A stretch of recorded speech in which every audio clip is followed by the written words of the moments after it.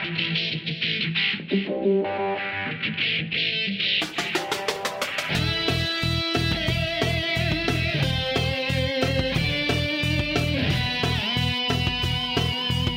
is Software Engineering Radio, the podcast for professional developers, on the web at se-radio.net. SE Radio brings you relevant and detailed discussions of software engineering topics at least once a month. SE Radio is brought to you by IEEE Software Magazine, online at computer.org/software. So I'm sitting here with Gernot Starke. He has a PhD in software engineering, and he's doing architecture and consulting since more than 20 years now. He co-founded ISAQB, that's the International Software Architecture Qualification Board, and has written quite a few books about software architecture, mostly in German. Hello, Eberhard. This is Gernot.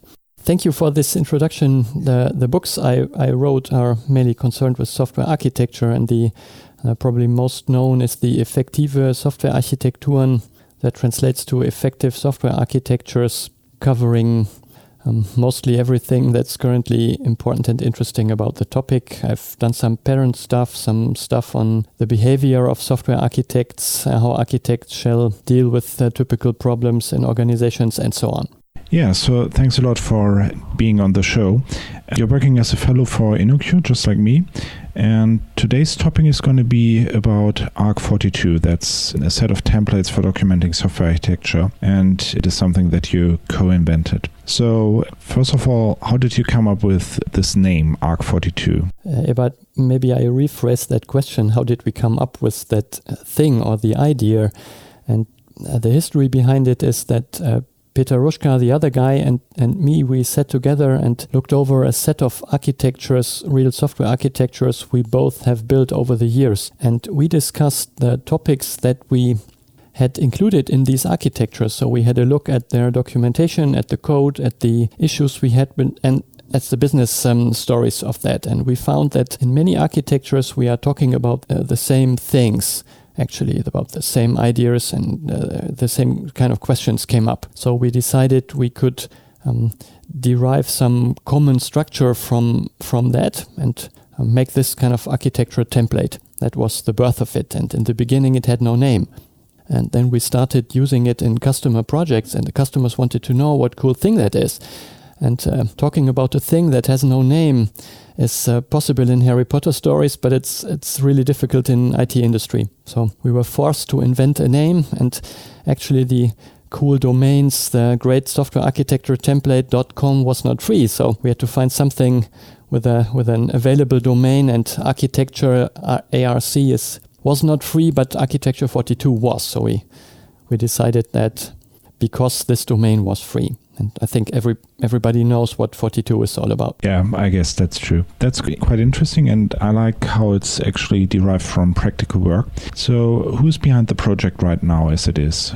From the start, that's more than 10 years ago, we decided it should be an open thing. And in the first couple of years, the only contributors to this open source thing were Peter and myself. But over the time, a few customers joined us and left, like it's usual in open source. But the main forces is currently about 3-4 committers. You can find those on the open GitHub project. But Peter Ruschka and myself are the, let's say, major forces, and a few others contribute to the technology in generating the stuff and some tooling support. Excellent. So you said it's free. So how is it licensed? A couple of years ago, we decided we should have any license, and we decided that the Creative Commons license would be good. So we encourage customers to use it as it is, and if they like, they should quote us. If they change the structure of the template, they don't even need to quote. So it's absolutely free, and people are using it in quite restricted domains and using it for open source projects. So it's definitely free to use as you like it. So the license is a Creative Commons or some kind of... Yes, we call it a Creative Commons license. We like to be quoted if you use it without any modification. So if you invest your own time to change the structure and to add things, then you don't even need to quote us. Okay, I see. And who's using it? I have to admit that I don't know that. I get feedback from kind of all over the, at least Central European industries. I've seen it in German, Austria, Switzerland, and many smaller and larger enterprises like banks, telecom, logistics, and so on. I've seen it in the Eastern countries. I know from some companies in China and Russia using it. We get questions from American companies. Since it's quite an old idea, it has been on the market for several years, I think the usage is quite broad. To me, it seems that it's sort of the default that you use at least in Germany. Yeah, thank you. And that was actually one of the reasons to do this show, because it seems to be such a huge thing in Germany, and I thought it might be interesting to also see what foreign people think about it and get some information out about it. So if you talk about architecture and how to document architecture, there is obviously UML. So what's the relation between arc42 and UML? One step back. The relation between arc42 and UML is none whatsoever. So you can use one or the other for their purposes, but you don't need to use any UML to document an architecture. You can draw images on a whiteboard or on your hotel wall if you like. You could use UML to describe several aspects of technical systems, but there is no need to do so. I personally do use UML because it's a quite strictly defined language and there is really nice tools for it, but I have lots of customer situations without an UML tool and can successfully document architectures. Okay, I see. I mean, if you talk about architecture and how you do architecture and documentation and so on, is it something that you do upfront or is it agile? I mean, the agile guys say that you don't need any big design upfront. Is that something that arc42 supports, to not do it all at once at the start of the project? We make no assumption, and I underline that, no assumption at all about your process. So I know that arc42 is used in heavy design industries like safety critical systems, but it's also used in very agile projects. It's completely independent of the process because it's a tool to communicate ideas and decisions. If you take your decisions in a very agile way, you can document your decisions in a very agile way. It's like two different questions to ask. How do I design my system if I do that upfront or agile? And how do I communicate my ideas? And that's a completely independent decision how you communicate. I am since years a big friend of agile development, of a lot of iteration and feedback things, and that fits quite well together with arc42. Are there any other projects that you're aware of, or is it something that only you guys are doing, this kind of architecture documentation template thing? Especially in larger organizations, I have seen loads of different design and architecture templates. Some of them are missing stuff, some of them are even more comprehensive than arc42, but most of those are company internal only. Simon Brown, with his software architecture for developers, has derived a similar thing from the content and some basic ideas. We are quite closely together, although the names differ. But I am not aware of any open or completely free alternatives to arc42. There have been some initiatives by HP and by IBM and by some universities with architecture description languages, but these are not as comprehensive or are not as neutral, domain neutral as our arc42 is. So Simon's work is also not open source? Simon's work is open, but he uses some just a different naming than we do. And I have actually not seen his work in clients I work with. So I know Simon from conferences and know his books. It's a great experience, and it was great fun comparing his kind of documentation to ours, and we found many similarities, commonalities, and that would be a real alternative. So if I needed to do documentation and had no chance to use my own template, I would use his. Okay, that's great. So one thing that I was wondering is, should documentation be executable? I believe that if a diagram becomes code, or if a requirement actually becomes an executable test, that's generally a good idea, because it means that the requirements is actually really fulfilled by the software and it's provable. So I was wondering whether there is any similar thing for the documentation to make sure that documentation and code matches and that everything is working together nicely. Yeah, that's an awesome idea. Too bad I encounter it only rarely in the industry in real practice. I would like to do that, and we have some great examples, arc42 examples, where we have parts of the documentation being taken from the from GitHub repositories or Git repositories and directly included after testing in the documentation. So that's possible. It obviously depends on your toolchain. So it doesn't depend on arc42 as a templating concept, but on tools. And the same is valid for a UML and generating code from UML models. That's a great idea to include such models in your documentation. Describe your toolchain with it, and you're done. That would be a great idea. So if I could freely decide how to document, I would try to incorporate important source code artifacts that are tested and really current from the repositories in the architecture documentation. But have you ever seen that in working at any of your clients? Probably we put that in the show notes. We have an open example of as a quite small open source projects where we have that direct inclusion of source code in the documentation.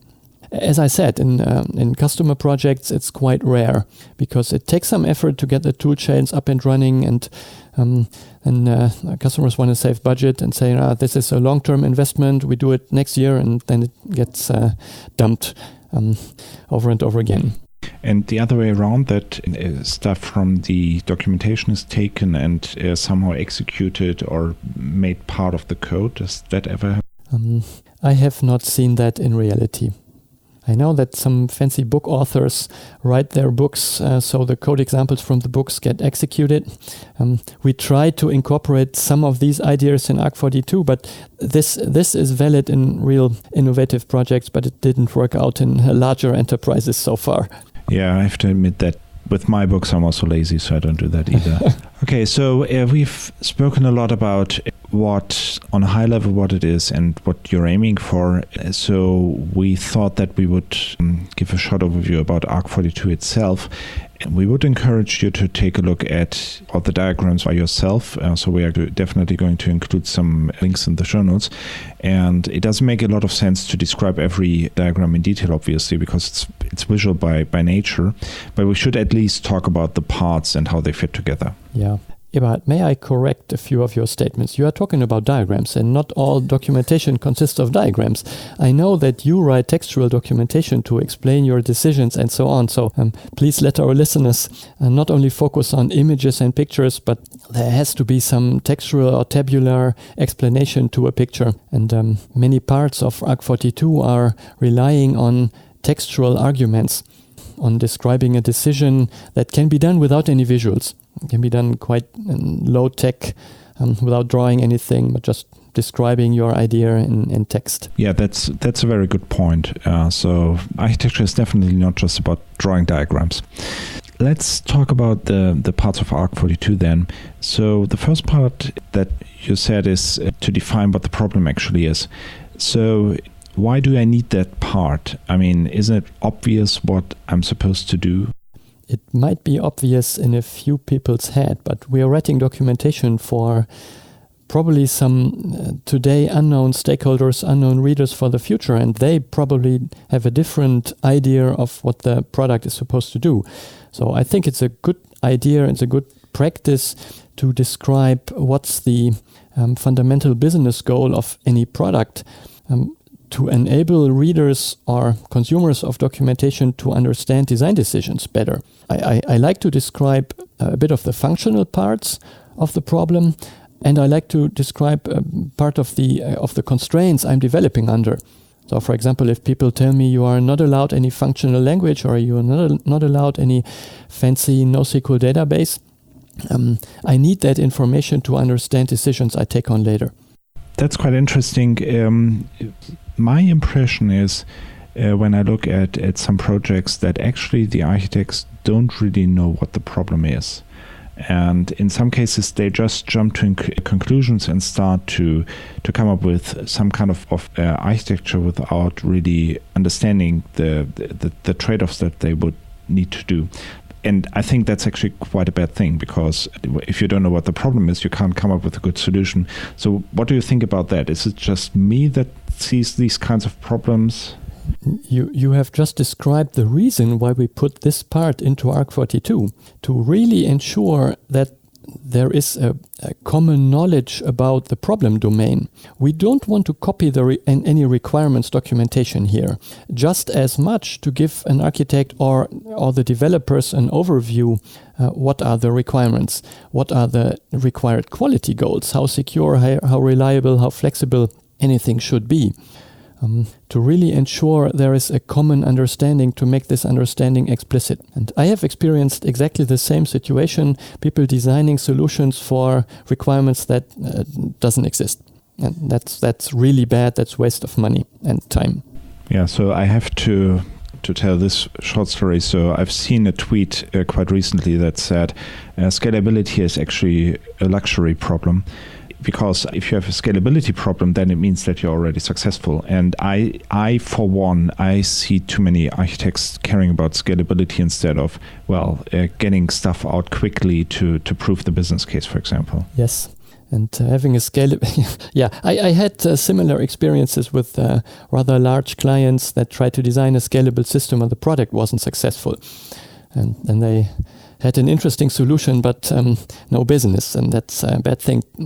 So make sure in arc42 there's a few chapters or a few compartments for information like functional stuff and constraints and context and so on that really constrain and describe the problem domain.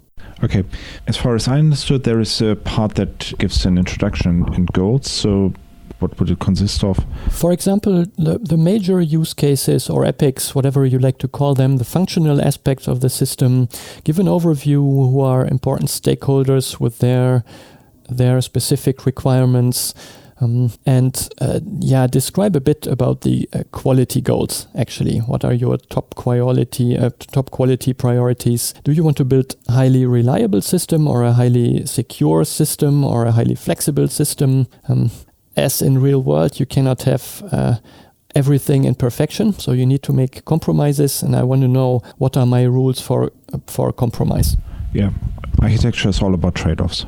And I want to know these kind of trade-off information, quality goal information in my introduction. Then there are constraints, so what would that be? I have a lot of clients that have a predefined technology stack. So some people want to build Java applications, others are more in the .NET Microsoft domain. Others say, we got this big mainframe and we want to continue developing for the mainframe. So they constrain my technology decisions. And I think that constraints should be part of the architecture documentation to keep them for the future. Otherwise, you wouldn't understand what strange decision I took if you don't know the constraints. I see. And then there is the context. In project management terminology, I would describe this as the scoping of the system. So what's my responsibility? What do I have to build?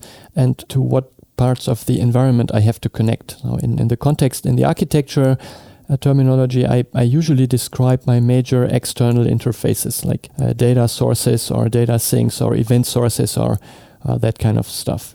That would sum up the problem and give an idea about what problem the architecture is actually trying to solve. Yeah. So the next part would be about the solution structure. Yeah, that's definitely the major part of the architecture documentation, describing, as a most important artifact, describing your high-level code structure, your subsystems, your component structure, how your application is built up from code. There are some solution ideas and strategies.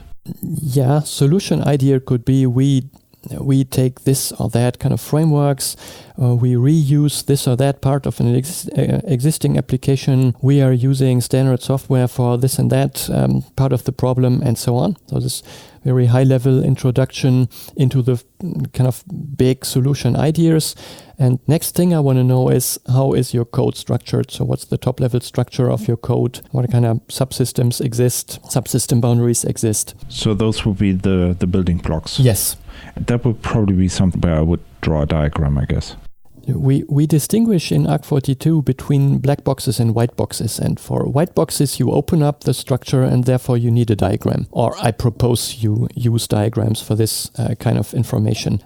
UML has a part in that. I like component diagrams, package diagrams for describing building block views, code structures, but you could photograph a flip chart or whatever you need or you seem fit for such structural information. Important thing here is the mapping to the code. So I want no fantasy diagrams, but I want to know how really the code fits together in form of components, or as we call them, building blocks. Yeah, I think that's another very important part, that the concept of the architecture must be represented in the code, basically, because otherwise it doesn't make a lot of sense. Yes.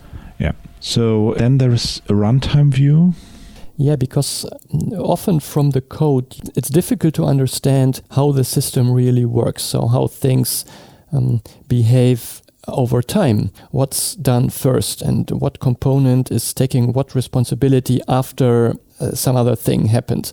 So the order of events, the order of processing can be derived from reading a lot of source code, but I can convey ideas on a very high level within a few sketches or words or a numbered list, whatever, to describe this has to happen first and that thing has to happen next, and only third is probably this and that. Sounds a little bit like you would do it in text, not as a diagram. You could do both.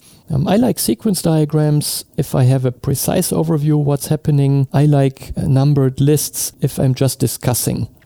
Okay. So quite often, if there is a really important interaction in the system, we'll stick to numbered lists and discussions for a long time. And if we decide we want to keep this information, we probably transform it into a diagram, because sometimes diagrams are easier to read, but they are more difficult to write. And then there is a deployment view. Obviously, all our software has to run on some hardware. And the mapping from the software to the hardware is quite often a complex process. In distributed systems, even in simple client-server systems, you have several machines where you have to deploy certain parts of your system. And these deployment rules are not obvious. It's an active decision what building blocks, what components you bundle together for one server and what others you bundle together for another machine. Therefore, we have that deployment view that contains physical information, hardware, networks, and so on, to ensure that this mapping from code to hardware is understood. Okay, makes a lot of sense. Does it also work the other way around? So do you think that infrastructure also has an impact on the architecture, or is it just that infrastructure is an afterthought and something that comes out of the architecture? I think this is one of the major driving forces for an architect. I need to make sure my code is able to run on the infrastructure. So if I can decide the infrastructure completely independent, I could do it afterwards. But usually in my cases, in major corporations, we have an infrastructure and we have infrastructure constraints. So I have to make sure my software works on that existing infrastructure. Okay. In modern world, very innovative container-based systems, I have a lot of freedom in that case, but very often you integrate with existing systems, even existing hardware, and infrastructure is a big driving force. If you violate that idea, your system gets dumped. It won't run. Yeah, it's probably the saddest state that you can be in, right? It's going to be finished, but it's not going to go into production. Okay, so that's the solution structure with all the different parts and how it's going to work. Yeah. Let me add one fact here.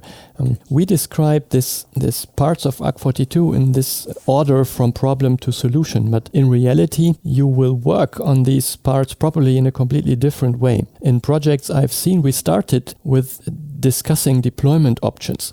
So we started documenting the architecture by the deployment view. So we had some infrastructure sketches, and then we designed the firewalls around it, the firewall rules in this architecture. And only after that, we started discussing use cases and so on. So the order in which you work might be completely independent of the order we use this in arc42. That can depend on the problem and the situation. Okay, that's pretty interesting. So that's again the thing that actually the infrastructure and the deployment might have a big impact on what you're actually doing. As I said before, the arc42 is completely independent of your process. So if in your process you have to take infrastructure decisions first, the template will definitely support that. And we have then some cross-cutting concerns. So what would that be? Sometimes in your architecture work, you will probably decide take some decisions that will impact many components or building blocks or most of the developers. Let's say you use a NoSQL database as an example. Probably you want to store loads of data, and many developers have to comply to your decision of using Cassandra or Mongo or whatever. And we call those decisions cross-cutting or conceptual decisions, like a principle. It's a guiding principle in this architecture to use a Cassandra database. Or it's a guiding principle that we only use REST as the interface technology, whatever. Okay. And because we don't ever want to replicate or duplicate any documentation, we have taken those out or factored those out in this chapter or part we call concepts or cross-cutting concepts. I see. So that would be general design decisions, concepts, and yes. These concepts. Okay. Yes, we call those the cross-cutting parts of the architecture, documentation, architecture decisions. These are, that's quite interesting, these are the parts of the documentation that are highly reusable within an organization. So, for example, a bank or a logistics company that builds several systems, they will quite often be able to reuse these concepts, like the concept, how do we monitor our application in production? You decide that for a number of systems, and then you can reuse the documentation. And arc42 is constructed in a way that it makes reuse quite easy. So that's basically it, but there are some, let's say, add-ons that you could also use.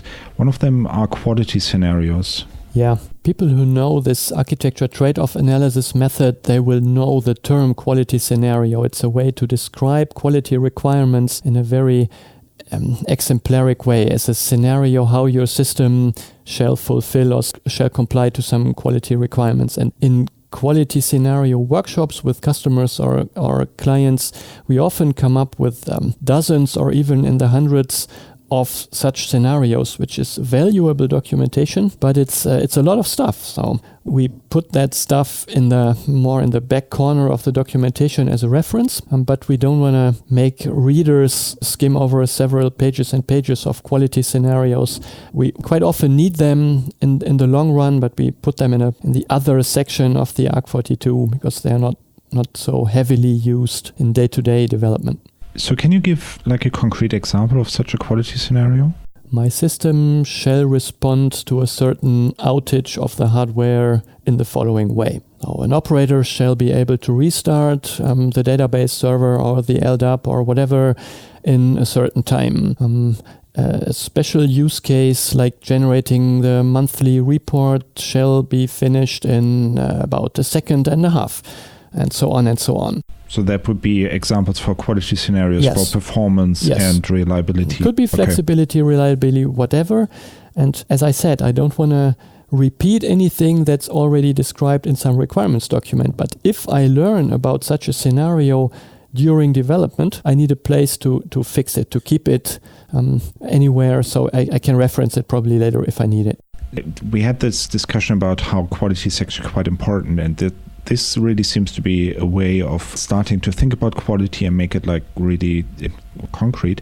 So do you think this is important or not too important? I'm a little bit confused because you said it's sort of an add-on and it's something yes. that you do in the back of the documentation. Let's rewind our tape about 20 minutes. When we talked about the beginning or the first part of the architecture template, I said, we need a a very good understanding, a thorough understanding of the problem. And therefore, there I mentioned that quality belongs to the problem part. So the most important quality attributes, quality requirements, I want to know in the introduction to some documentation. But there will be more information about required qualities that probably have a little lower priority or are a bit more extensively described. And I want to put that out of the reading flow or out of the understanding flow. I see. So this is giving detail, and it's not to say that those details are not important. It's just that it might be a lot of details. Yes, and it might be used as kind of reference documentation. And you don't want to read a reference manual.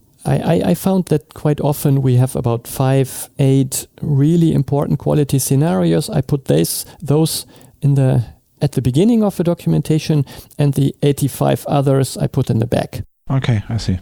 And what about the risks? That's also something like an add-on.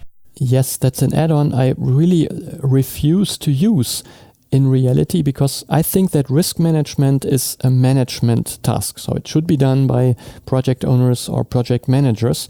But if they don't do it, or if they don't do it properly, the architects can come into play and help them with risk management. And we made this a kind of add-on chapter in arc42 because we found systems that didn't manage their risks properly, so we wanted to give this a room in the architecture documentation, especially ideas how we can work against those risks. Actually, I have to admit, I did very rarely use this part of this documentation. So, I mean, obviously there might be a technical risk, like it might be hard to fulfill the requirements for scaling or what have you.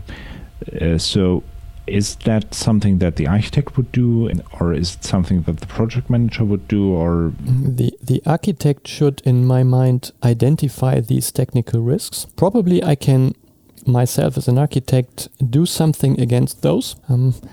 But there are other cases where I cannot do with my tooling, with my means, anything against that risk. So I need to probably escalate that. You said that you would hardly use this part of the documentation at all.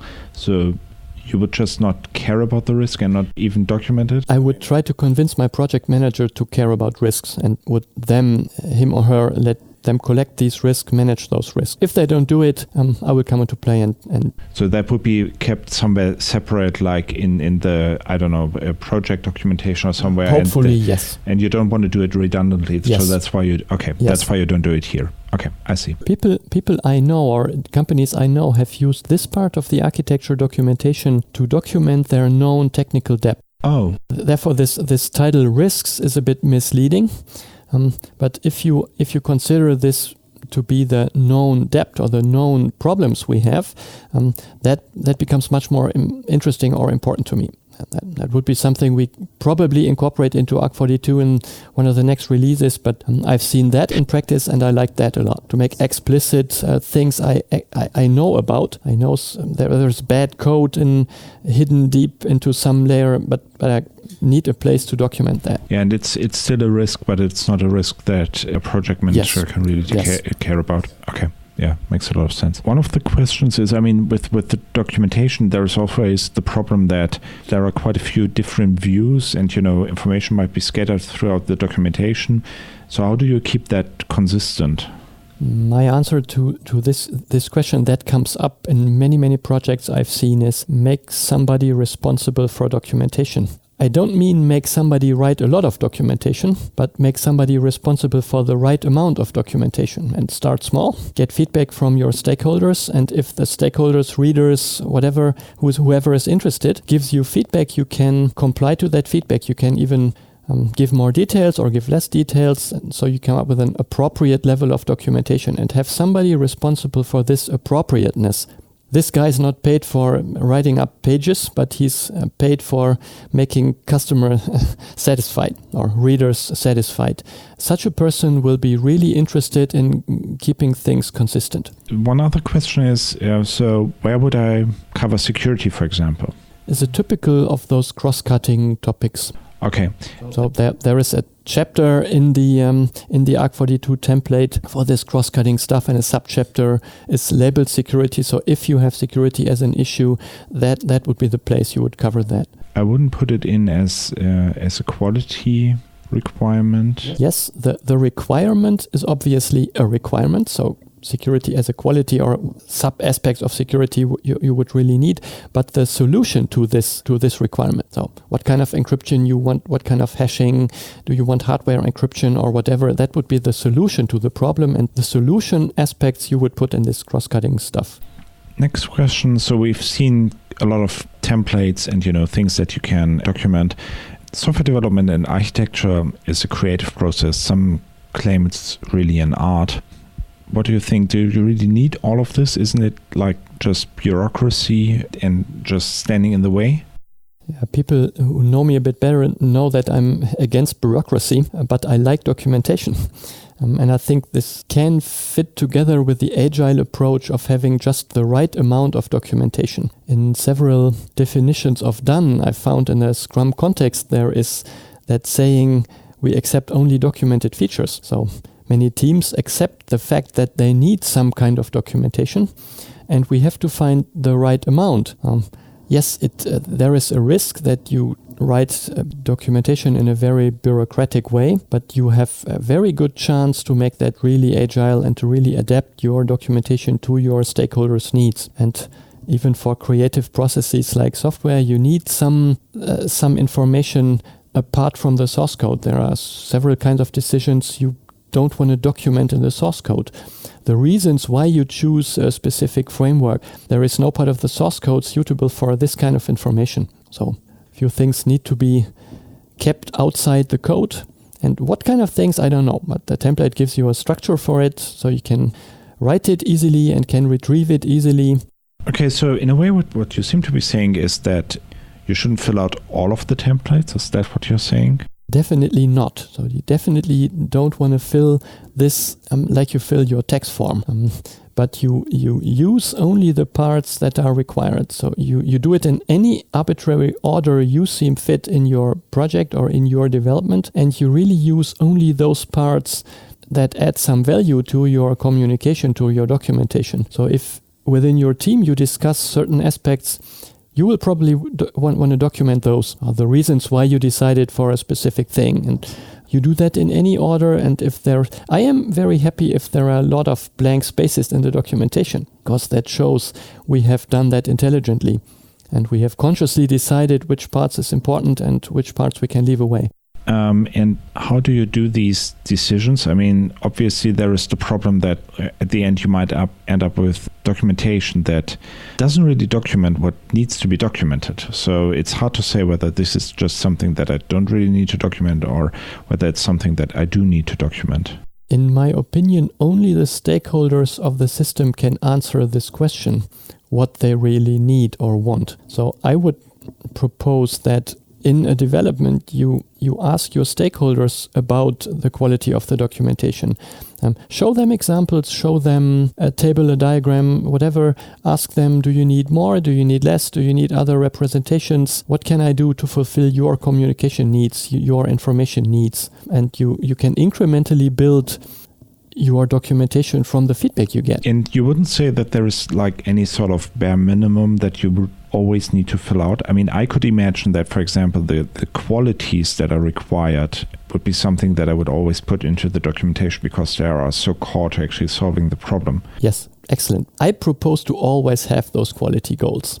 Okay. And the bare minimum for me consists of the quality goals, the system's context with the external interfaces, and the high-level building block structure. So the high-level code structure, I really want to know, because I don't want to read a million lines of code to understand what's going on. I want to see this as a white box overall picture, and together with the qualities and the context, that would be the really bare minimum I'd accept. The building blocks, I could reverse engineer them from the code, couldn't I? I mean, using these tools. Yes, probably, if you know where to look. But imagine a system that's partly built in Scala, partly built in Java, and has a lot of SAP functions we rely on. So you wouldn't probably know what types of things to reverse engineer. And if it's just a small Java application, then this is a trivial problem. And that is also, I guess, what you would start with, right? I mean, the context, the quality goals, and the building blocks. Yeah, I'm one of those overview guys. I need an overview to understand the problem. So the biggest overview you can give me is the context. So describe your external interfaces, describe how this system as a black box fits into its environment, and then I'm quite happy with the context. So I would propose to do this or start this at day 0. So when we start developing, I want to know the context where we start development, within what kind of data and events. And day 1, we can start thinking of maybe infrastructure or how to implement some use cases or do some bottom-up prototyping. Definitely the context and the quality goals would be something I would do early in a development cycle. And how do you know where to stop? I mean, how do you know that what you've written is really enough and there is nothing to add? We have defined the bare minimum. So the question is, when do you stop, basically? As I said before, when my stakeholder participants in the project, developers, managers, operators, admins, whoever is participating, when those people tell me, yes, that's what you showed me, seems to be enough. And I want to try to minimize that. So I always ask teams to be as minimalistic as possible, but don't take unnecessary risks. So I'd really like to ask people about the quality of the documentation, and I like to repeat the questions over and over again. So I give them examples of the documents every now and then to get feedback if it's okay. Okay, excellent. And it would be the same document that you would show to all these stakeholders. I can imagine that operations people have quite a different view on the system from managers, for example. Yeah, good point. In an ideal world, I would give them projections. I probably compile from some kind of repository like a wiki or an ASCII doc representation where I really compile parts of the documentation very specific for operations, for front-end developers or back-end developers. Okay. The template itself can be handled or can be processed in a lot of different representations or tools, and in the ideal world it's modular and you can generate representations from it, like PDF for development and a PDF for operation. Okay, I see. Is the template enough, or would I need to add anything? How do I get the most value out of it? I have seen enterprises that added, for example, like user interface specifications, like screen forms or UI layouts to it, and there is no common room for this kind of information. So organizations added that. I have seen operation departments adding specific things they needed, like firewall rules or things like that, which are not part of the standard template, but it's a flexible template, so you're completely open to add things you really need. Do that with care, because it can lead to some overhead, but if you need things, just add them. Which tools should I use? So it seems there is a lot of text involved. There are some diagrams. So would I just make it a Word document? Yeah, that's a matter of taste or constraints you have. My personal favorite is use a wiki and use a modeling tool for diagrams, because I like modeling tools. They are very efficient in using different kinds of static or dynamic or deployment models. But as I said, you are not stuck to UML there. So a wiki and a modeling tool is a perfect combination. Some kind of textual syntax like ASCII doc, Markdown, Textile, whatever is my second choice. Together with a drawing tool, I can include that into a build process. I can even test my documentation or parts of my documentation. And my third priority is write it in a Word document. Okay. But even if I'm constrained to use just a Word document, you can follow the template and you can do it agile, and it can really work. So why do you prefer a wiki over the other approaches? Because I get collaboration for free. And I can send links to specific parts of the documentation via email. Most wikis have a stable URL scheme, so if I send you some link, it will still be valid a few months from now. I can reference my issue tracker in a wiki, and this is a very, very nice integrative tool suite. It's full text search, which I don't get in a large number of Word documents, and that makes collaboration in teams quite easy. Okay, and you said the other alternative would be to put it in your version control and to actually test and compile the documentation. So what does that mean? I mean, how do you test documentation? For example, I can check if links I use are valid. I can include parts of source code I really think important, like interface definitions, whatever.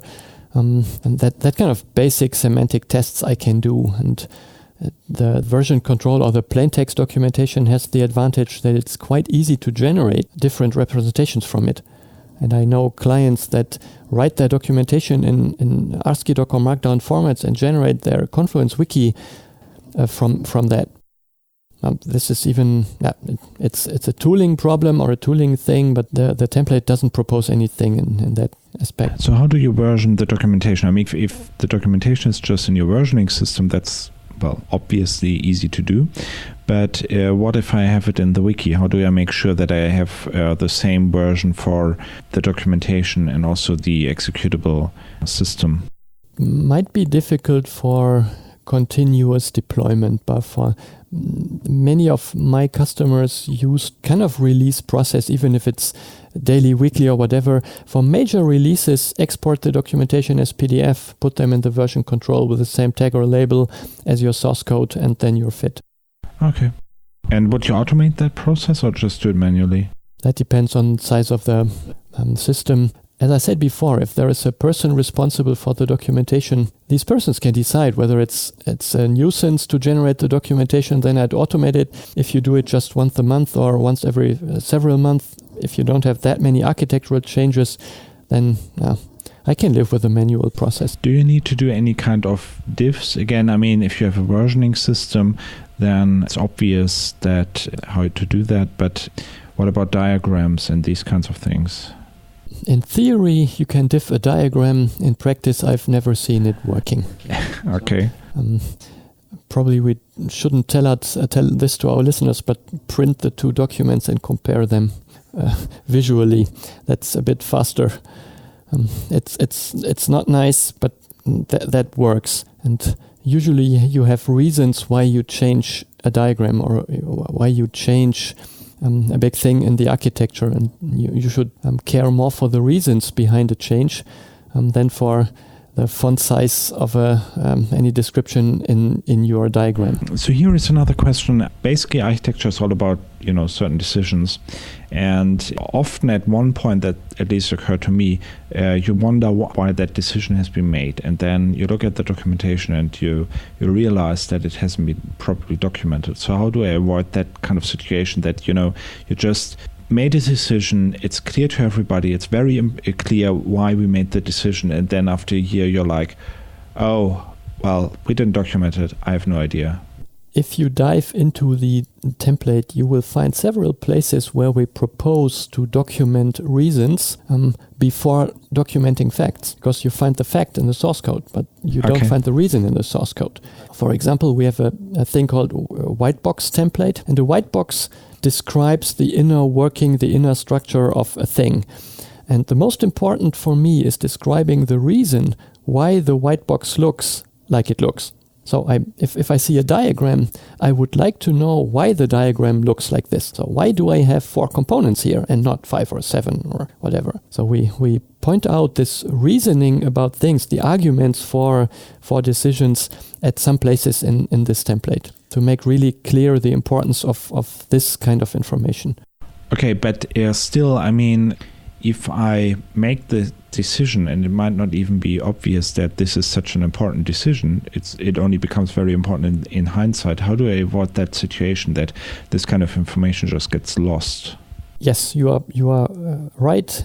The information can get lost, and probably you decide something today, don't document it, and later on you find out, oh, this would have been important. The template doesn't help you in that case. So it's just human error, basically. Yes, but the template arc42 tries to remind you wherever possible, please explain the reason why you did something, but the template cannot guarantee that you really do that. One, more or less obvious question is, how do I actually get started? So if that convinced me to try it out, what would the next step be and how would I do it? I have successfully started using the template in several enterprises, and we usually started by looking at some examples. And developers were sometimes quite astonished. That small documentation shall be sufficient. And they really like the idea that they can do it on small scale, that they can start small, start very agile, and build it up. So I propose you have a look at some of the examples we have. We don't have that many different examples. There's, for example, one very cool chess engine described in arc42 template. We have some open source projects described with arc42, one or two huge commercial systems described in arc42 terminology or structure, and have a look at those, and that will help you get started. And then take it from there. Okay. Are you aware, by the way, of any English book about arc42 that talks about that? Currently, I'm not aware of English publications for the topic.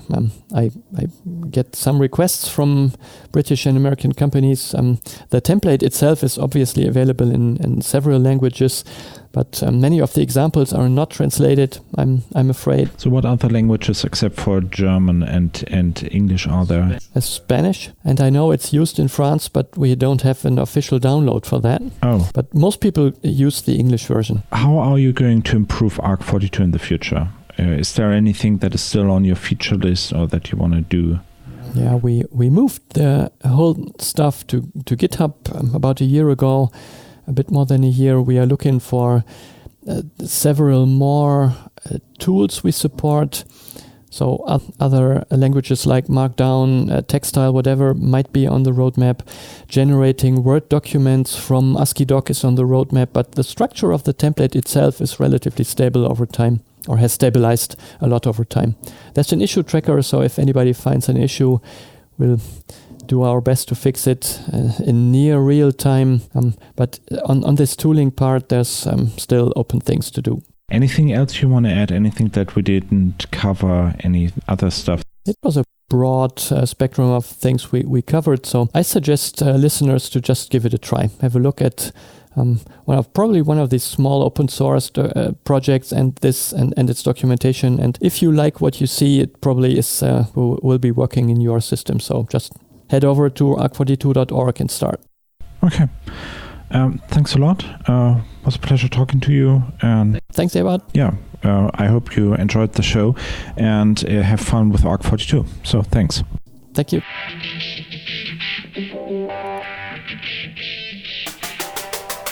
Thanks for listening to SE Radio, an educational program brought to you by IEEE Software Magazine. For more information about the podcast, including other episodes, visit our website at se-radio.net. To provide feedback, you can write comments on each episode on the website or write a review on iTunes. Mention or message us on Twitter at SE Radio, or search for the Software Engineering Radio Group on LinkedIn, Google+, or Facebook. You can also email us at team@se-radio.net. This and all other episodes of SE Radio is licensed under the Creative Commons 2.5 license. Thanks again for your support.